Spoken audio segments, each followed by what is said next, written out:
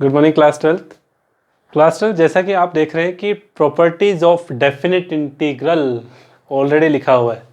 Yes तो ये हमारा नया टॉपिक है। जैसे कि आप पीछे पढ़ चुके हैं कि कैसे डेफिनेट इंटीग्रल यूज़ होता है, कैसे इसके लिमिट्स का यूज़ किया जाता है।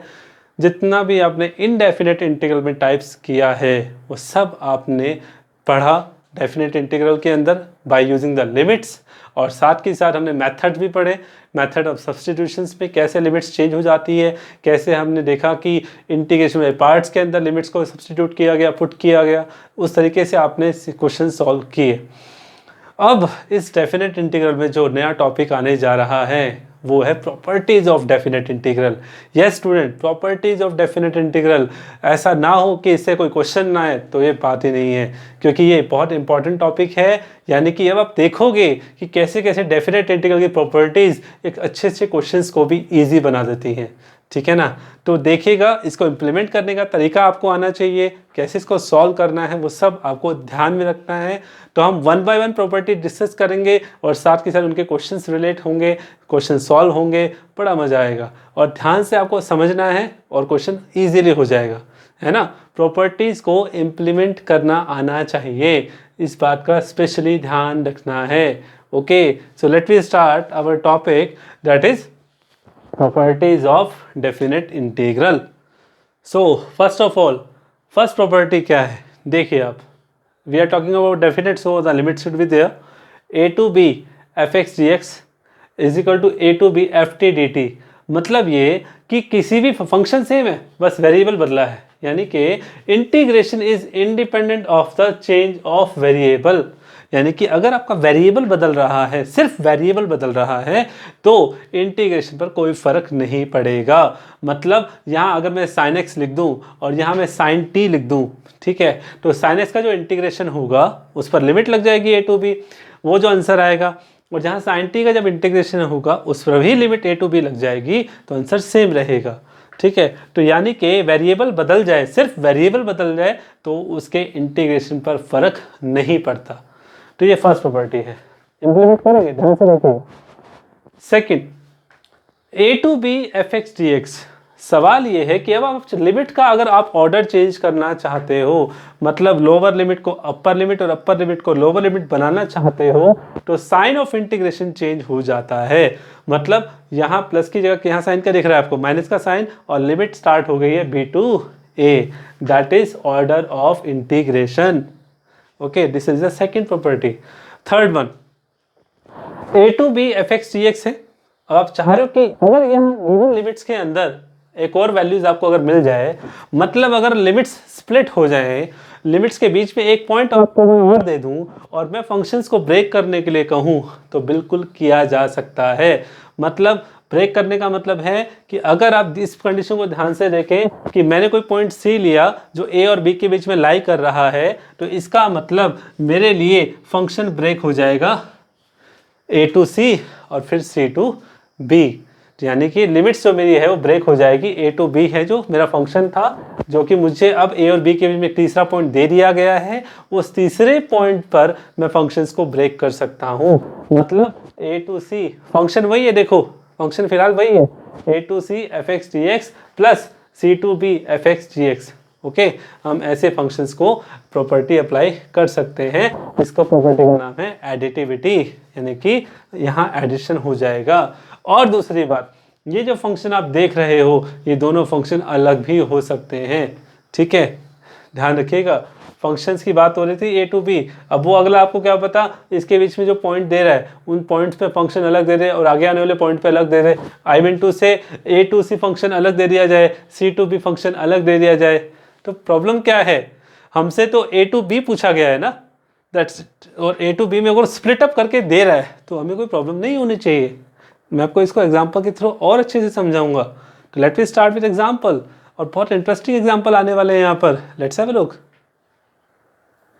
Yes students, look at the example. We have to evaluate the integration of 1 to 4 of fx dx. Okay, we have to evaluate this. ठीक है, where fx has right now 4x plus 3 and fx has 2x plus 3। मतलब fx के दो values हैं, but ध्यान रखते हैं कि ये वैल्यू कब है और ये वैल्यू कब है। 4x+3 तब है जब x की कंडीशन है 1 से लेकर 2 के बीच में, ठीक है। यानी कि फंक्शन 4x+3 कब लेना है, जब x की वैल्यू 1 और 2 के बीच में होगी। ये पहली कंडीशन है, रीड करना आना चाहिए। दूसरी condition, fx equal to 2x+5 कब है, जब x इज ग्रेटर देन और इक्वल टू और लेस देन 4, यानी कि 2 और 4 के बीच में, ठीक है जी। हमें फाइंड आउट करना है 1 से 4। इसका मतलब अब यहाँ चेक कीजिए 1 और 4 के बीच में एक पॉइंट आ रहा, कौन सा, 2, यानी कि फंक्शन स्प्लिट हो गया है 1 और 4 के बीच में। किस पॉइंट पर, 2 के बीच में, इस 2 पॉइंट पर। यानी कि 1 से लेकर 2 तक फंक्शन अलग यूज होगा और 2 से लेकर 4 तक फंक्शन अलग यूज होगा। यानी कि स्टूडेंट, मैं आपको बार बार बोल रहा हूँ, जो आपको इवेल्युएट करना है उसके बीच में आपको अगर कोई पॉइंट मिलता है, इसका मतलब उस पॉइंट पर फंक्शन स्प्लिट हो जाता है, फंक्शन डिवाइड हो जाता है। मतलब उस पॉइंट से लोअर लिमिट से उस पॉइंट तक और उस पॉइंट से अपर लिमिट तक फंक्शंस को सॉल्व अलग अलग करना होता है, ठीक है।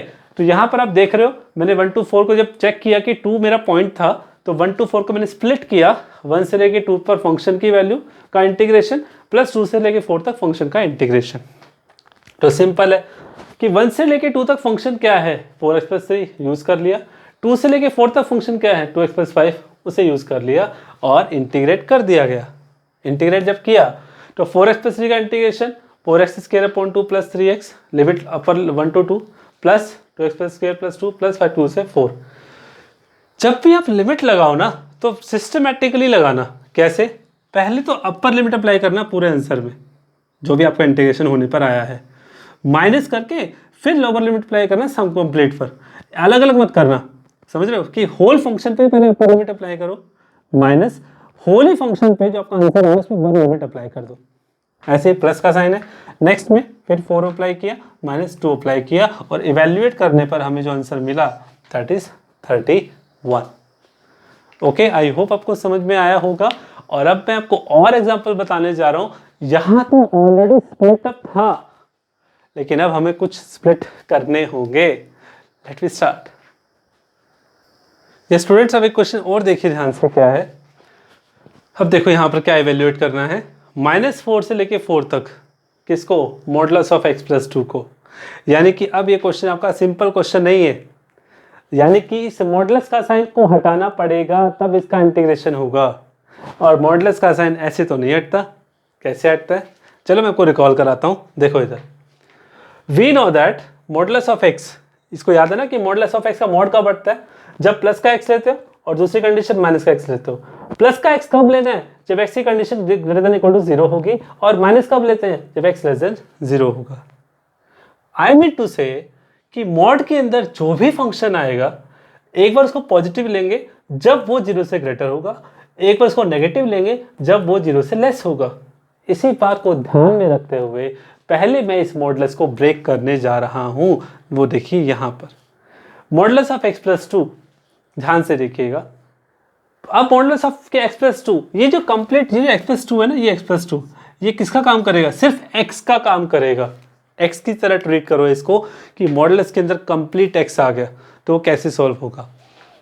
x+2, okay, x+2 is positive और x+2 इज नेगेटिव, ठीक है। x+2 पॉजिटिव तो इसका मतलब x+2 greater than equal to 0, अगर नेगेटिव ले रहे हो तो x+2 लेस देन 0, ठीक है।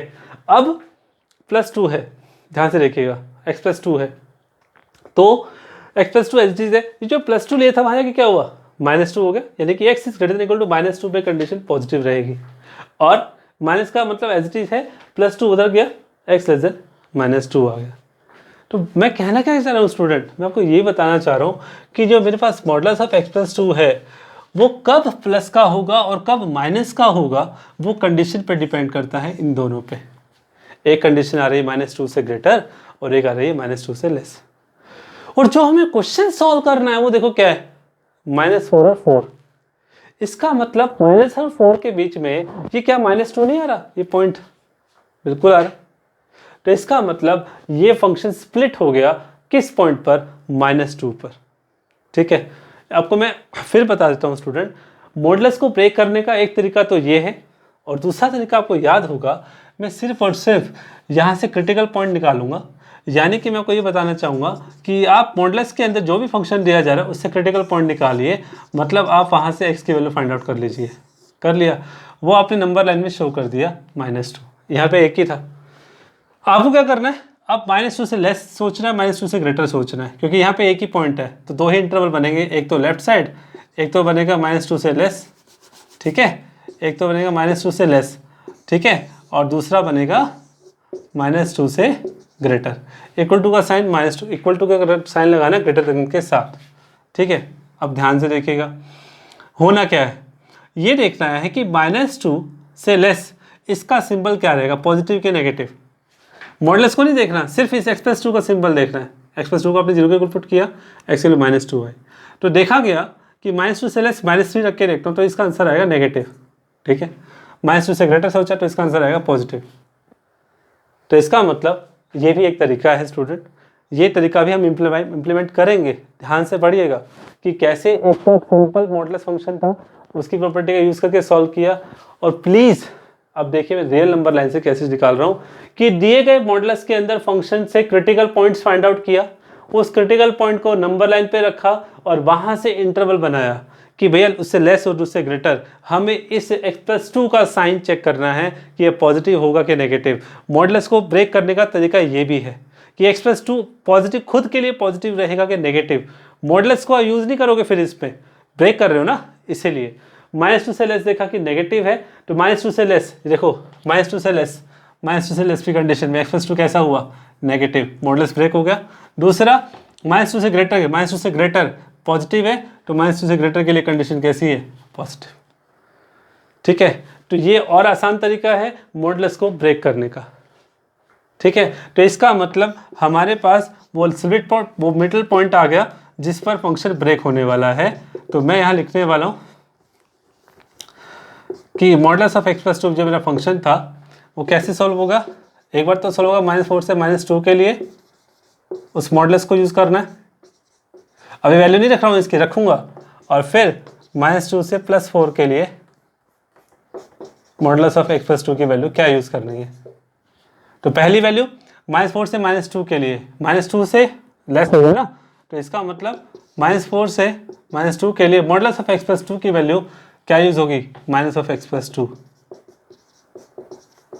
प्लस -2 से ग्रेटर के लिए, -2 से ग्रेटर, क्योंकि -2 से 4 तक जा रहे हो तो -2 से ग्रेटर ही तो जा रहे हो, तो -2 से 4 तक के लिए +x+2, ओके। और अब इसको सॉल्व करना है, इवेल्युएट करना है, तो कर दीजिए, क्या आएगा, सिंपल इंटीग्रेशन करना है भाई अब तो, ठीक है।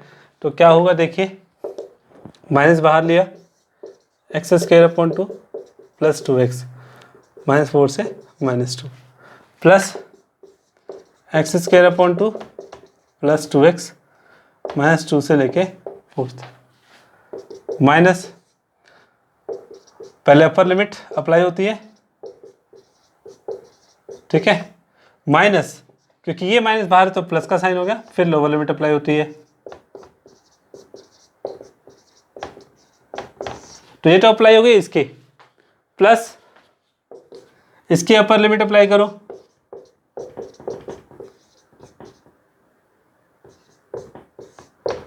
Minus lower limit,